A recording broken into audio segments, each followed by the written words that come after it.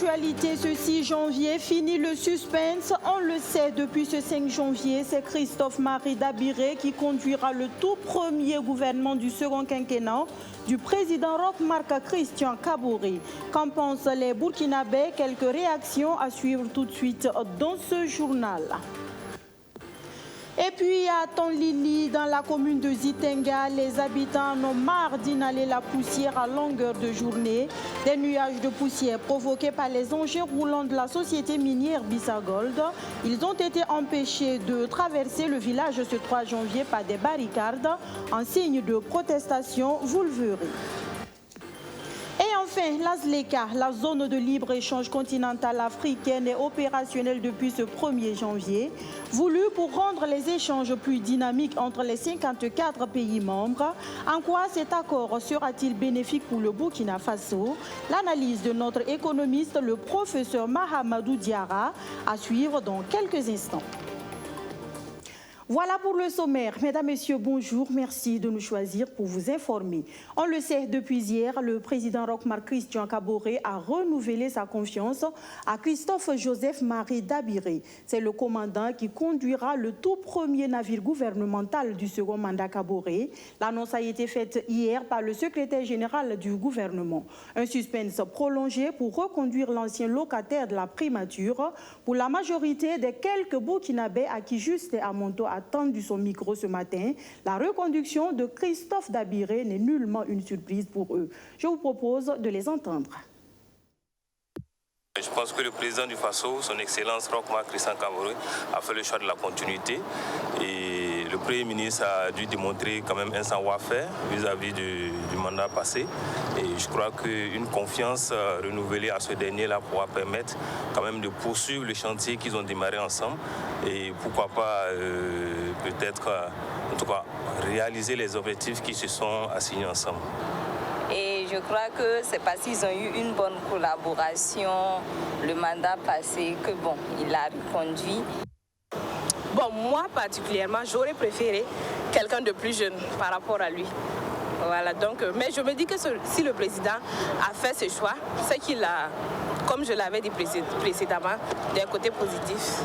La reconduction d'un Premier ministre signifie que le président lui fait confiance et que la mission qu'il lui avait confiée, il l'a exécutée à sa satisfaction. Et nous savons que le désir du président, c'est que le Burkina se développe, le Burkina vive dans la cohésion, le Burkina prospère. Il est évident que c'est une question stratégique, politique, d'autant plus que les échéances municipales sont en cours. Il n'a pas de choix que de maintenir une certaine stabilité au sein de son gouvernement et pouvoir maintenir aussi un bon terrain politique. En tant que Burkinabé, ayant connu vraiment le Burkina paisible, pour moi, la priorité des priorités reste la paix, la sécurisation de nos frontières, la sécurisation à l'intérieur de notre pays. Et je pense que cette priorité, tout le monde l'aperçoit, quel que soit où nous sommes. Et pour moi, ceci doit être vraiment la priorité, faire en sorte que nous n'ayons plus beaucoup de déplacés internes et que surtout les gens retrouvent la quiétude. Direction maintenant le village de Tonlili. Ce 3 janvier, la matinée y fut chaude et pour cause, les habitants remontés contre la poussière que dégagent les engins roulants de Bissagold à longueur de journée sont sortis de leur silence. Ils ont barricadé la route qui traverse leur village pour rejoindre le site d'exploitation de la mine pour exiger une seule chose, le bitume de cette route. Les explications de Rémi Lambert-Nébier. Une barrière de fortune, mais suffisante pour empêcher le passage. Depuis 3 heures du matin, ce 5 janvier, les véhicules de la mine Bissagold ne peuvent pas accéder à la fosse de Samtenga en passant par Tonlili, un village de la commune de Zitenga dans la province d'Oubritenga. Les populations de ce village disent avoir assez d'inhaler la poussière à longueur de journée. Cela fait la 3e fois que nous évoquons le problème de cette route. Mais dès la première fois, nous avons eu des discussions à la mairie avec le directeur de la mine. Il nous a promis d'arroser journalièrement la voie 3 ou 4 fois. Dès le lendemain, ils ont effectivement commencé. Mais au bout de quelques jours, tout s'est arrêté et plus rien. Le numéro qu'on nous avait remis pour maintenir le contact ne passait plus. Plus de 20 fois, nous avons tenté en vain. Mais comme on sait comment l'avoir, c'est pourquoi nous avons barré la route. Au moins là, il viendra pour qu'on discute à nouveau sur sa promesse.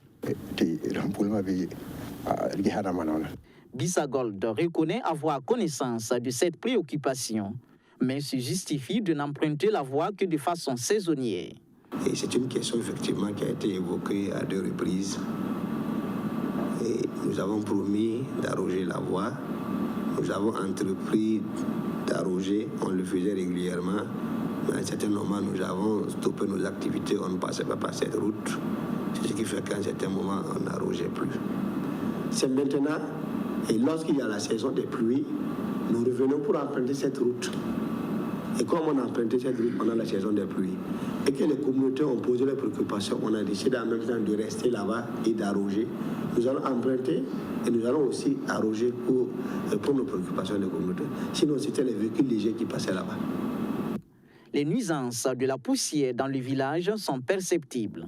L'association des femmes du village dit subit durement les conséquences. Vous voyez la maison derrière moi, c'est notre centre professionnel. On y faisait du tissage, on fabriquait du savon et plusieurs autres activités. Mais la poussière nous a contraints à abandonner les lieux. On ne peut plus rien exposer pour vendre. Il y avait un moulin juste à côté. Mais on a été obligé de fermer parce qu'on ne peut plus rien moudre à cause de la poussière. Franchement, il faut que ça cesse. Il y a 2 sociétés d'extraction dans la commune de Zitenga. Mais allez-y voir les routes qu'elles empruntent. Il y a un semblant de bitume et on arrose tous les jours sans que les villages traversés n'aient eu recours à ce que nous faisons ce matin. Mais ce sont juste des carrières qu'elles exploitent. Pourtant, chez nous, c'est l'or et il y a 20 à 40 camions qui empruntent la voie par jour. Qu'ils fassent pardon et qu'ils viennent nous écouter. Avec ce mouvement d'humeur, la population dit ne plus revendiquer l'arrosage régulier de la route, mais son bitumage. Nous voulons du goudron. C'est de l'or que la mine exploite ici. Qu'est-ce qui coûte plus cher que l'or? De la façon qu'elle en tire profit, qu'elle nous fasse en profiter aussi. Allez-y faire une enquête au niveau du CSPS. Vous trouverez que la plupart des malades de Tanlili ont des soucis respiratoires. Pour moi, c'est une route qui est ouverte à la circulation publique.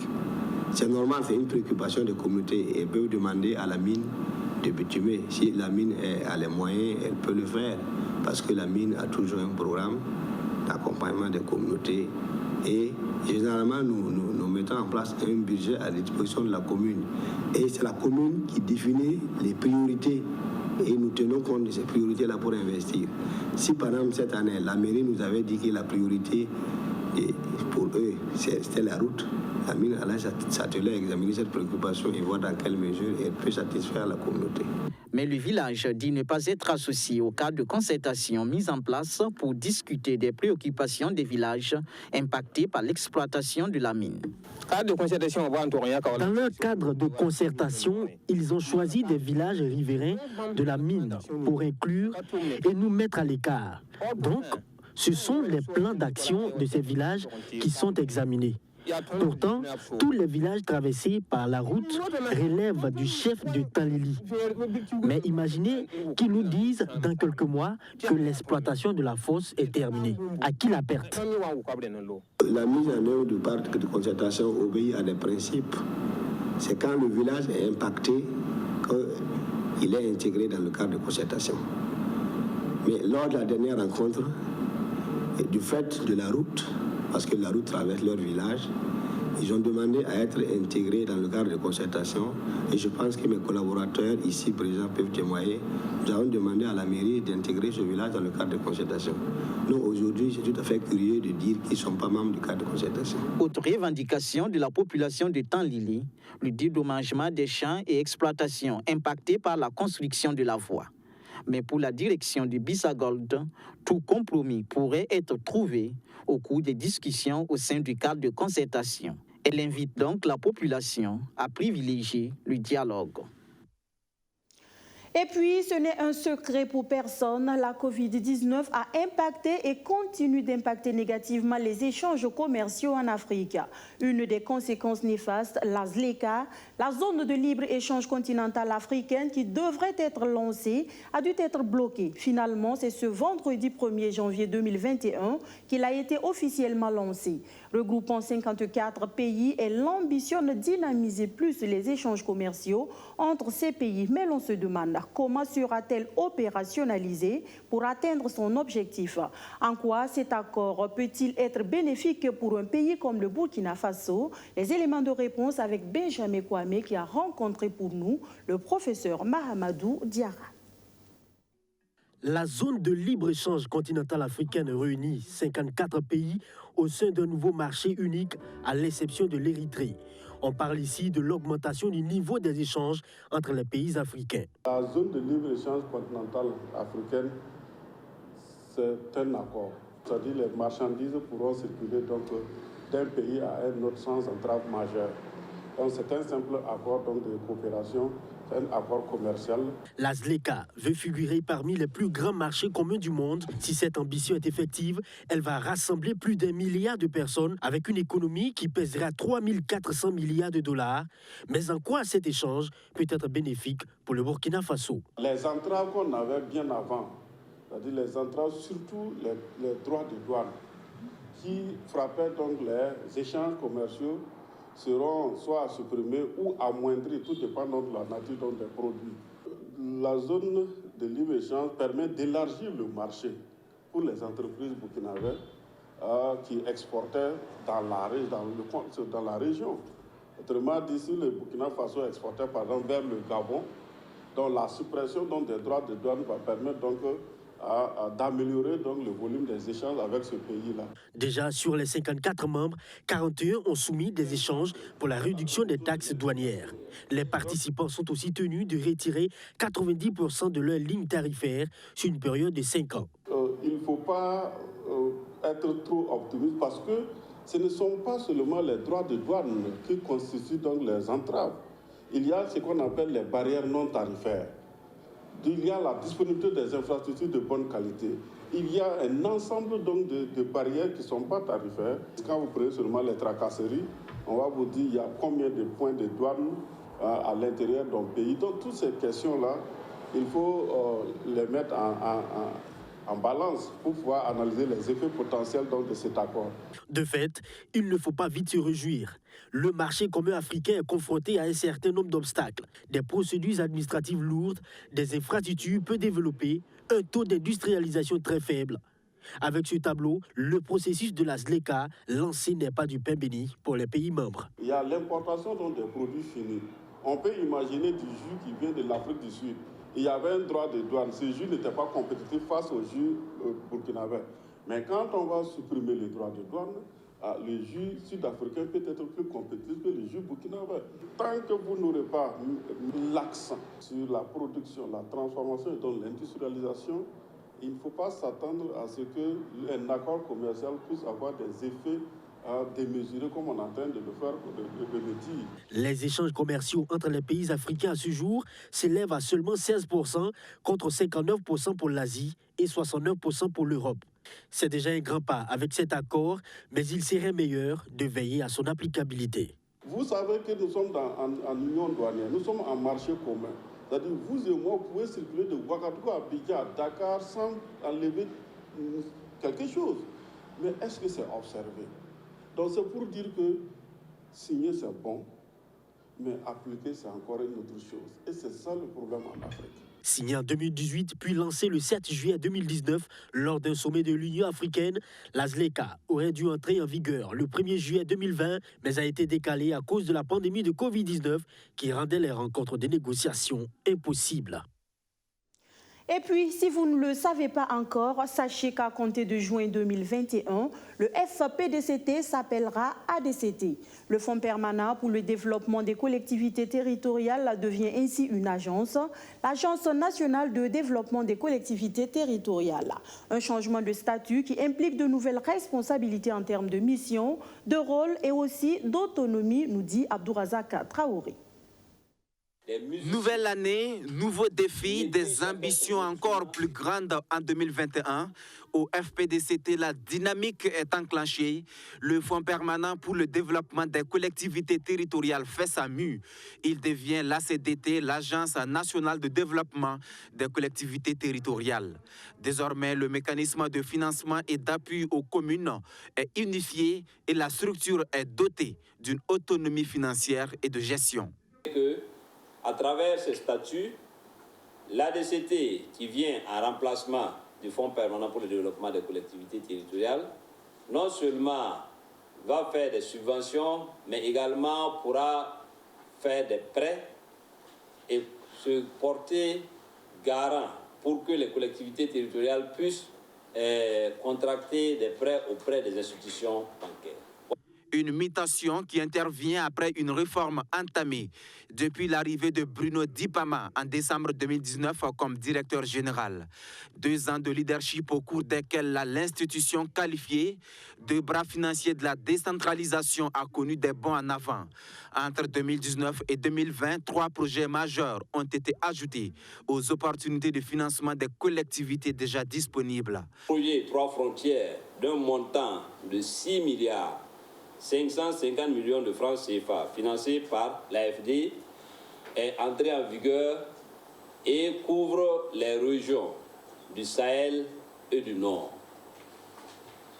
À ce projet, il faut ajouter le Fonds de développement communal qui est dans sa phase 3 d'un montant également de 6 milliards 500 millions de francs CFA financé par la KfW, c'est-à-dire la coopération financière allemande. Et enfin, le dernier né des projets, le projet RFP GDT d'un montant de 91 989 000 francs CFA financé par la FAO. À cela s'ajoute l'augmentation du nombre de partenaires techniques et financiers. La FAO est désormais partenaire et très bientôt, la Banque mondiale devrait l'être aussi.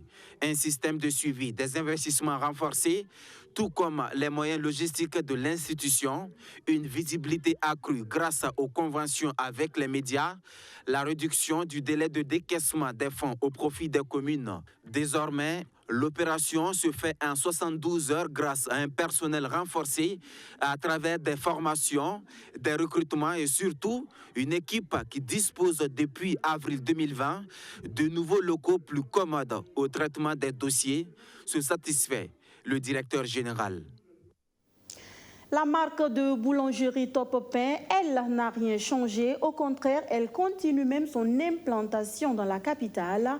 Dans le quartier Ouidi, Justin Amonto est allé visiter l'usine de production nouvellement installée. Il nous emmène à sa découverte. Elle se rapproche davantage du consommateur ouagalais. La boulangerie Top Pain s'installe au quartier Ouidi, dans la capitale burkinabé. Nous avons décidé d'installer une unité de boulangerie à Ouidi afin de permettre aux résidents de Ouidi de pouvoir profiter de nos pains. De la farine de blé transformée en pâte jusqu'au produit fini qui est le pain, la mission de chaque jour de cette équipe est de satisfaire la population burkinabé en pain de quantité et de qualité. Nous faisons un tri pour la matière première et nous utilisons vraiment du matériel flambant neuf, Union européenne. Et nous avons un personnel qualifié qui peut vraiment produire du pain de qualité avec des conditions d'hygiène appropriées. Le recrutement de personnel à proximité, utilisation d'énergie solaire. Dans les mois à venir, une autre boulangerie va être inaugurée à Basenko. 9 unités de boulangerie Top Pain sont déjà opérationnelles au Burkina Faso. Un tour d'horizon de l'actualité africaine pour finir et direction le Mali où les frappes françaises au centre du pays suscitent des polémiques. Quand les soldats affirment avoir attaqué des djihadistes, les villageois, eux, parlent de civils touchés par un appareil non identifié lors d'un mariage. Pendant ce temps, l'actualité au Ghana, c'est le dernier discours du président Akufo-Addo et la dissolution de la 7e législature, entre autres. Avant d'y aller, marquons une escale au Niger où les Nations Unies témoigne sa solidarité et sa compassion aux personnes touchées par les attaques meurtrières de ce week-end. Après les attaques meurtrières de ce week-end, la communauté internationale se mobilise. Ce samedi, plus de 100 civils ont été tués dans une double attaque frappant l'ouest du Niger. 1 millier de civils auraient également été forcés de fuir devant les combats. Une situation qui pousse les Nations Unies à intervenir. Aux côtés de nos partenaires humanitaires, nous mobilisons des articles de secours pour fournir une aide d'urgence dès que possible aux personnes touchées par ces attaques, y compris les personnes qui se trouvent encore dans les villages, les personnes déplacées et les communautés d'accueil. Dans une déclaration publiée hier soir, le secrétaire général a fermement condamné ces attaques. Il a exprimé ses plus sincères condoléances aux familles endeuillées ainsi qu'au peuple et au gouvernement du Niger, et souhaite un rétablissement rapide aux blessés. Le secrétaire général a ajouté qu'il était convaincu que les autorités nigériennes ne ménageraient aucun effort pour identifier et traduire rapidement en justice les auteurs de cet acte odieux, tout en renforçant la protection des civils. Il a également réaffirmé la solidarité et le soutien des Nations Unies au gouvernement dans leur lutte contre le terrorisme. L'attaque de ce week-end a été un des assauts djihadistes le plus meurtrier au Sahel. Malgré la présence de milliers de militaires patrouillant la zone, le nombre de victimes des groupes djihadistes ne cesse de grandir au Niger.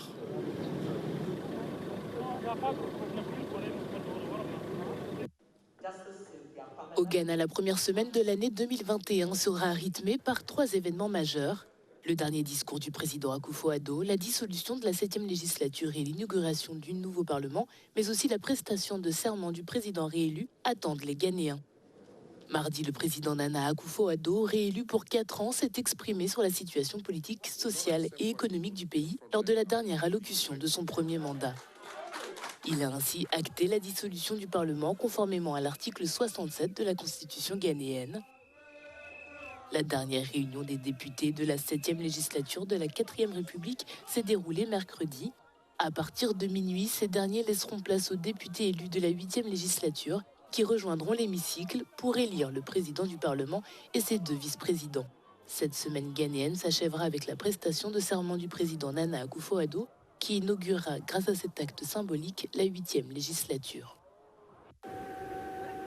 Plusieurs personnes ont été tuées ce dimanche dans le village de Bounti au centre du Mali. L'armée française affirme que son attaque visait des djihadistes, mais selon des villageois, les victimes seraient en réalité des civils qui assistaient à un mariage. Les forces françaises sont ici pour prouver qu'il n'y a pas de problème avec les armes, que le problème concerne les négociations. Les forces françaises sont donc là pour combattre avec les armées africaines à la demande de leur gouvernement, afin de montrer aux djihadistes qu'il n'y a pas de place pour gagner avec les armes. Mais cette histoire prendra fin quand ils seront prêts à négocier avec leur propre gouvernement. Cette frappe intervient quelques jours après la mort de 5 soldats français de l'opération Barkhane, qui compte 5100 militaires répartis dans 5 pays du Sahel. Les pays africains n'étaient pas prêts à mener ce genre de guerre. Alors maintenant, il s'améliore. Une deuxième chose est que vous avez plus de forces spéciales européennes qui arrivent. Beaucoup de pays européens se tournaient vers l'Est sur la menace des Russes, par exemple. Maintenant, ils regardent vers le Sud, car ils sont présents dans le Sud et ils savent que nous défendons la frontière sud de l'Europe contre les djihadistes. Selon Florence Parly, la ministre française des Armées, la France devrait bientôt réduire ses effectifs militaires au Mali. La décision sera prise lors du sommet du G5 Sahel en février prochain.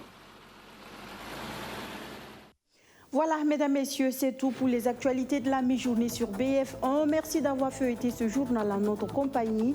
Je serai très heureuse de vous retrouver demain, même heure, même canal, pour un autre point de l'actualité. Bonsoir.